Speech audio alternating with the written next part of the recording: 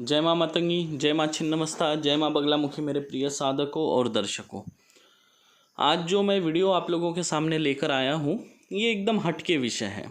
ये प्रयोग शायद ही आप लोगों ने कभी सुना होगा, क्योंकि ये बड़ा गुप्त प्रयोग है और बंगाल आसाम में ये बड़ा फेमस है। ठीक है।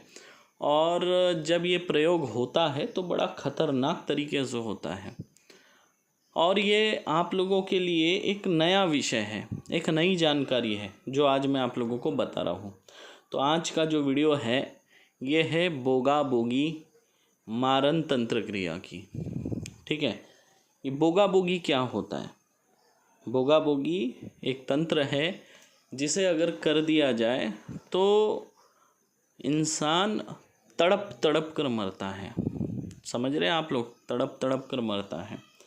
और बोगा बोगी की जोड़ी लेकर भी क्रिया की जाती है, सिंगल बोगा बोगी भी लेकर क्रिया की जाती है। ठीक है ना।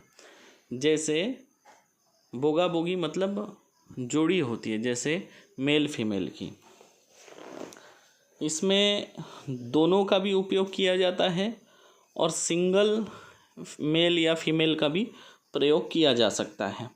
लेकिन ये प्रयोग वैसा होता है जैसे कि एक मेल को पकड़ के रखा जाता है और फीमेल से काम कराया जाता है, या फीमेल को पकड़ के रखा जाता है और मेल से काम कराते हैं, उस तरह। तो ये जो क्रिया है ये मारन क्रिया एक तरह की और बड़ी प्रचलित है। इसमें ज़्यादा समय मिलता नहीं है बचाने के लिए, बहुत हो गया। बाण से थोड़ा कम होता है। ठीक है। बाण जो मारा जाता है, बाण में इंसान तुरंत मरता है, या हांडी जब उड़ा दी जाती है तो उसमें भी इंसान तुरंत भी मरता है और उसको समय भी मिलता है। क्योंकि क्या है, हांडी उड़ाने वाला व्यक्ति क्या करता है, अगर उसने बोला है कि तुरंत मारना है तो आदमी तुरंत मरता है।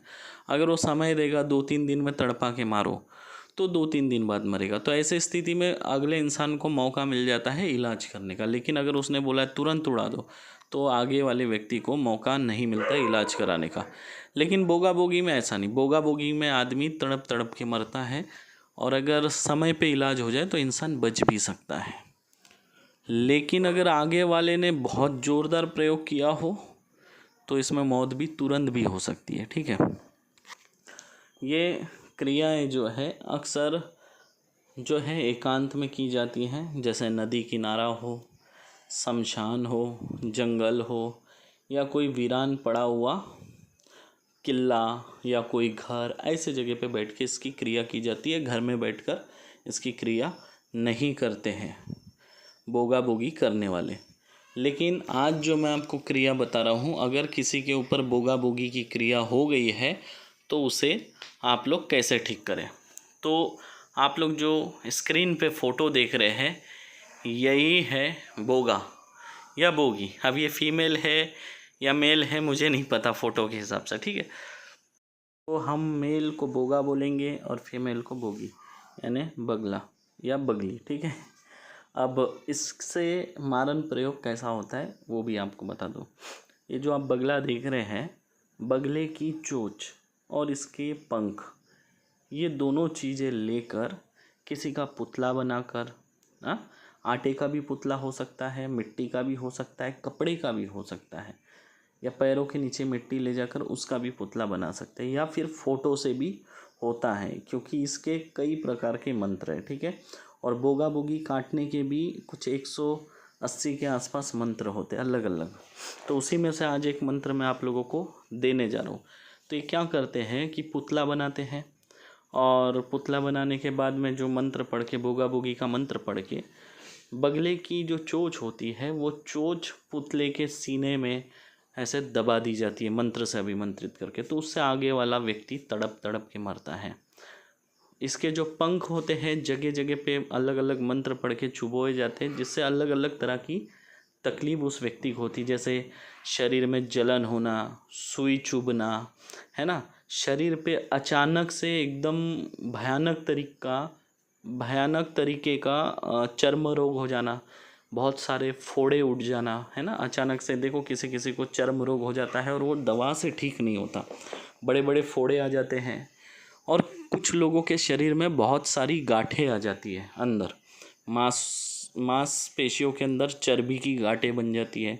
तो किसी की ऐसे फोड़े होते हैं कि जो पक जाते हैं, लेकिन वो घाव जीवन में कभी सूखता नहीं है। भगंदर तरीके की भी बीमारी इससे लगती है। अब इसको काटने के लिए आपको क्या करना होगा? सबसे पहले आपको नंगे पैर, याद रखें ये क्रिया खुद तांत्रिक खुद के लिए नहीं कर सकता। ये क्रिया अगर आपके ऊपर कोई वार हुआ है बोगा बोगी का, तो आप खुद नहीं कर पाएंगे, कोई दूसरा व्यक्ति आपके लिए ये क्रिया कर सकता है। तो उसके लिए क्या करना है, सबसे पहले सुन लीजिए। नंगे पैर आप लोगों को नदी के तरफ जाना है। कहाँ जाना है? नदी के तरफ। नदी होना, तालाब नहीं चलेगा, समुंदर नहीं चलेगा, ठीक है ना, नाला चलेगा, नदी। जितना बोलूँ उतना ही करना है, ठीक है ना, नहीं तो प्रयोग सफल नहीं होगा।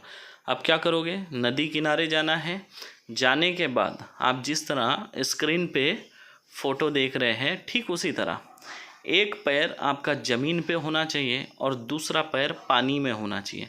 इस फोटो में भी आप देख सकते हैं, जैसे कि उसका एक पैर पानी में है और दूसरा पैर ज़मीन पे है।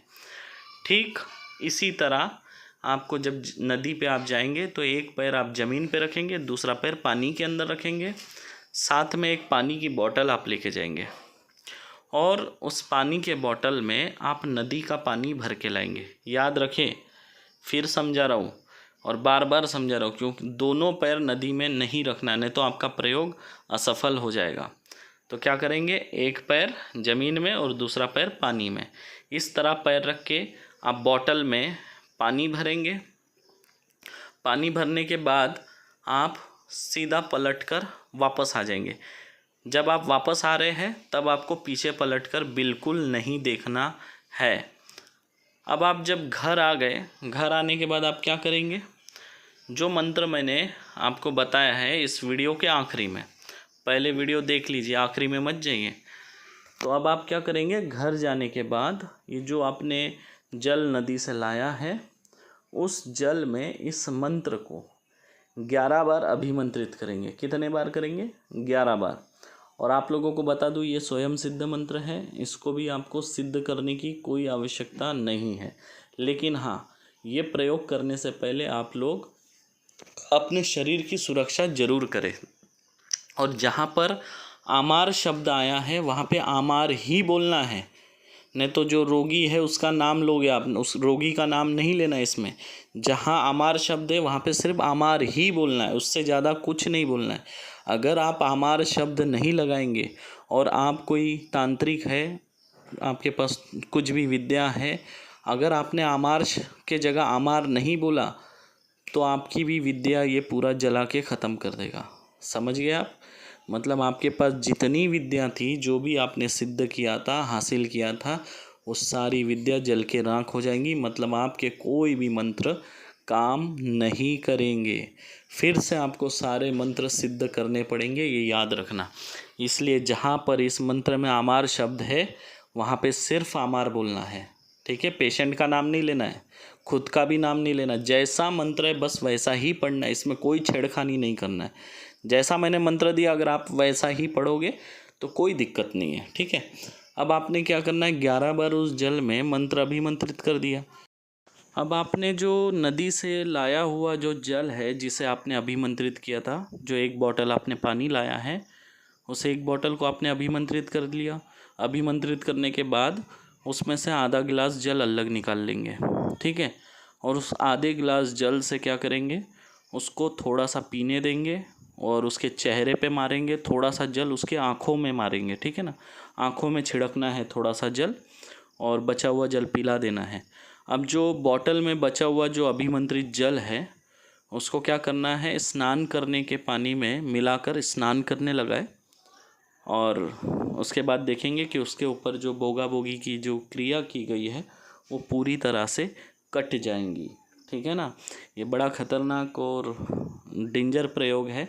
इसको करते समय याद रखें, आप अपनी सुरक्षा ज़रूर करें। अगर आपका शरीर बंधन नहीं रहेगा तो आपको नुकसान भी हो सकता है, ठीक है ना? क्योंकि ये ठीक उसी तरह है, जब एक कांच की बोतल नीचे गिर के फूटती है तो कांच के टुकड़े हवा में उड़ते हैं और वो उड़ के हमें लगने का खतरा होता है। तो ठीक उसी तरह ये तंत्र क्रिया जब जलता है, नष्ट होता है, तो उसके कुछ टुकड़े जो होते हैं वो उड़ के हमें लग सकते हैं, हमें नुकसान पहुंचा सकते हैं। तो इसलिए अपने शरीर का बंधन करके ही इस प्रयोग को करें। और फिर बता रहा हूँ, जिसके ऊपर बोगा बोगी की क्रिया हुई है वो खुद के लिए ये क्रिया नहीं कर सकता, उसको किसी दूसरे से ये क्रिया करवानी होगी, ठीक है। और ये रहा बोगा बोगी को काटने का स्वयं सिद्ध बंगाली मंत्र। फिर से मैं आपको बता दूं, इसमें लिखा है, देखो, आमार गुण थुए, मतलब मेरा गुण छोड़ के बाकी सबका गुण काट दो। अगर यहाँ पे आपने आमार नहीं बोला तो ये आपका भी गुण काट देगा, मतलब आपकी भी विद्या काट देगा। फिर आपको आपके सारे मंत्र फिर से सिद्ध करना पड़ेगा। मैं इसलिए बार बार समझा रहा हूँ क्योंकि आपका नुकसान नहीं होना चाहिए, है ना। मैं हमेशा वीडियो को इस तरह बनाता हूँ, एक नहीं, दो बार नहीं, चार चार बार समझा के बताता हूँ, ताकि आपसे कोई गलती ना हो, आपका कोई नुकसान ना हो। इस बात पे मैं ज़्यादा जोर देता हूँ। मैं कभी कोई मंत्र के शब्द छुपाता नहीं हूँ, जैसा मंत्र है सब देता, क्योंकि मेरे मंत्र स्वयं सिद्ध है। आप लोगों ने प्रयोग किया है, आजमाया है, और आपको मालूम है बंदूक की गोली की तरह मेरे मंत्र काम करते हैं।